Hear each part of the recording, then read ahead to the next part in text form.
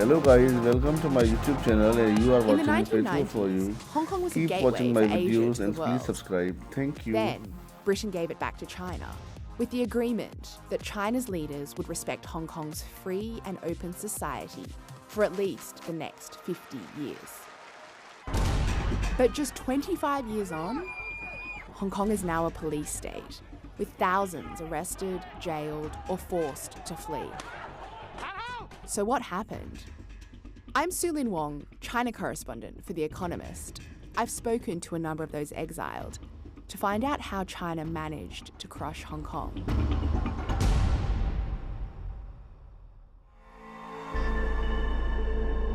In 1989, Chinese troops opened fire on a crowd of demonstrators near Tiananmen Square, killing hundreds, if not thousands.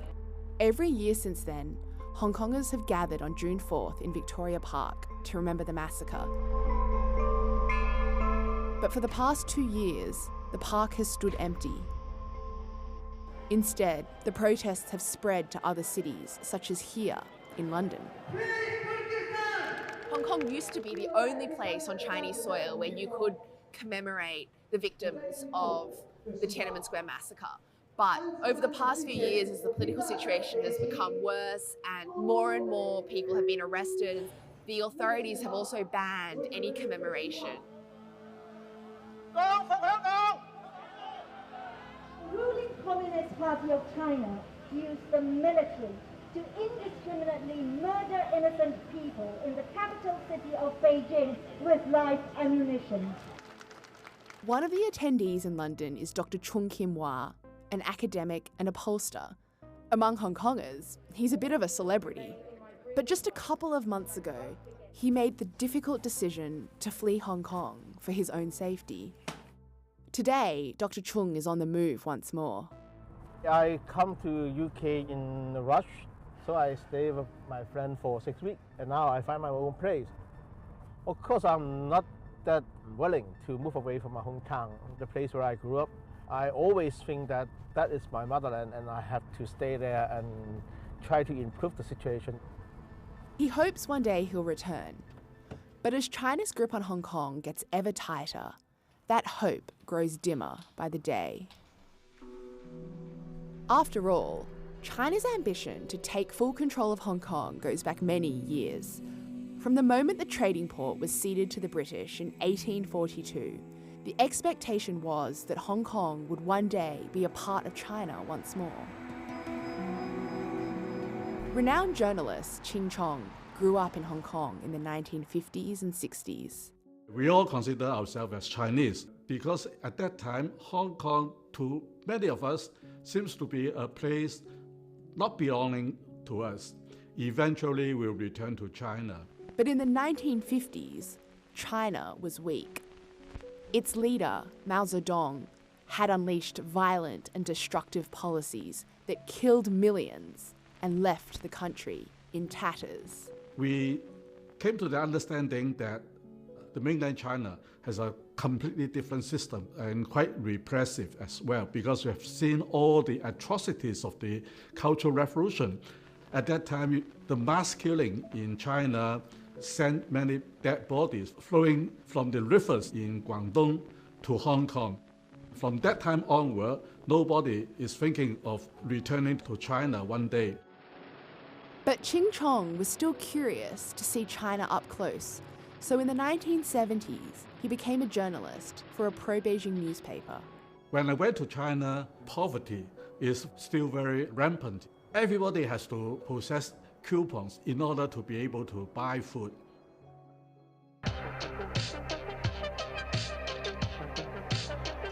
Meanwhile, in Hong Kong, rapid industrialization and free trade meant that business was booming. In 1997, the tiny territory's GDP was 1/5 of China's. China needed the business connections and financial expertise that Hong Kong brought. Or at least, it did then.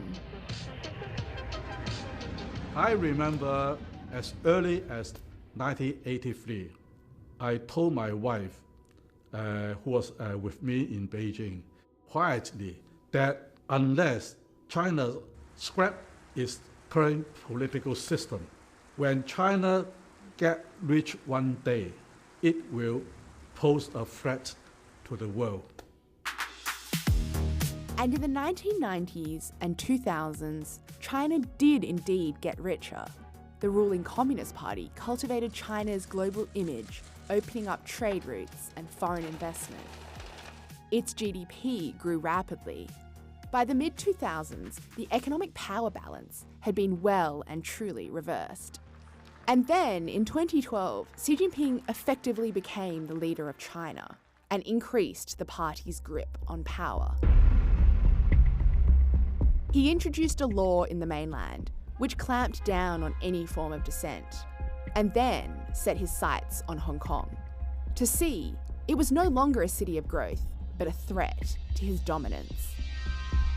Over the next few years, the screws tightened on Hong Kong. In 2019, Hong Kong's Beijing-backed chief executive, Carrie Lam, introduced a bill which would have allowed criminal suspects in Hong Kong to be tried on the mainland. This is a very important piece of legislation that will help to uphold justice. Hong Kongers, like Anna Kwok, were horrified. I was definitely very angry.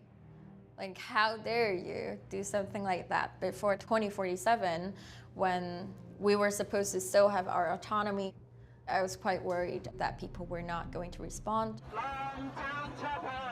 To my surprise, actually, eventually people came out to the streets, and on June 9th, there was 1 million people marching on the street.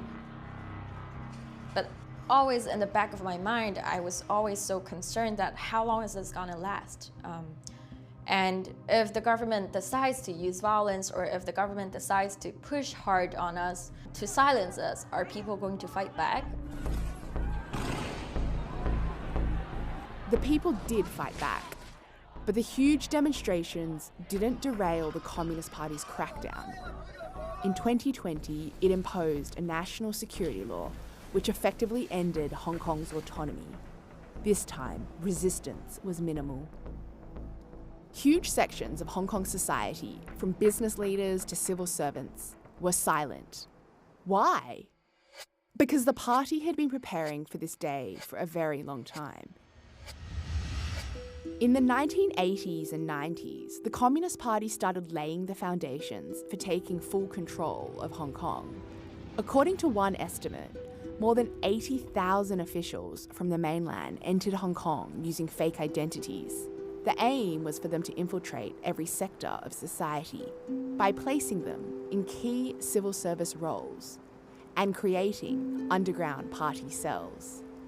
The Communist Party even tried to recruit Ching Chong.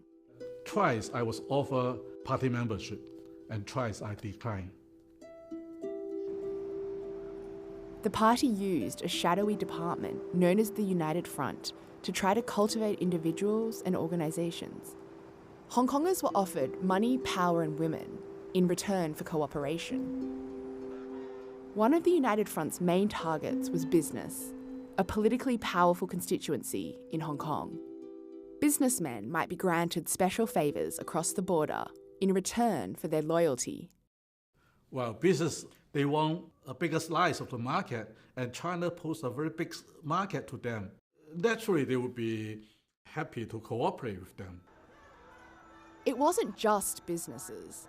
Decades of infiltration meant the police, customs and immigration were also in the pocket of the party. So when the security law came in, the loyalty of Hong Kong security forces was never in doubt. It also tried to cultivate relationships with those who made up Hong Kong's vibrant civil society: journalists, teachers, lawyers and academics, like Dr. Chung. For many decades, he's been contacted by so-called middlemen. So what is this? This is a guy keep in touch with me for at least 6 years. And whenever he come to Hong Kong, he would come to Hong Kong PolyU to see me and had a dinner or lunch to talk on different issues. He looks very friendly. He wishes quite friendly. you Quite, in fact, quite happy friendly. Chinese New Year, happy Mid-Autumn Yeah, Festival. always like that. Always like that. Dr. Chung's experience isn't unusual. Many of the Hong Kongers I spoke to said they'd been contacted by middlemen. For decades, the middlemen were courteous and friendly even. But once China imposed the national security law in Hong Kong, the middlemen became a lot more intimidating. Someone who was close to the pro-establishment, he told me that you are regarded as someone who is not obedient enough, so you will be in trouble. Of course, I took that as a signal, and later he sent me another message. Asked me, would you consider leaving Hong Kong for a while to take a rest? Over the past 2 years, Dr. Chung was approached by the police several times, but he was reluctant to leave his homeland. One of my best friends and my colleague, he was sentenced to prison for 3 weeks.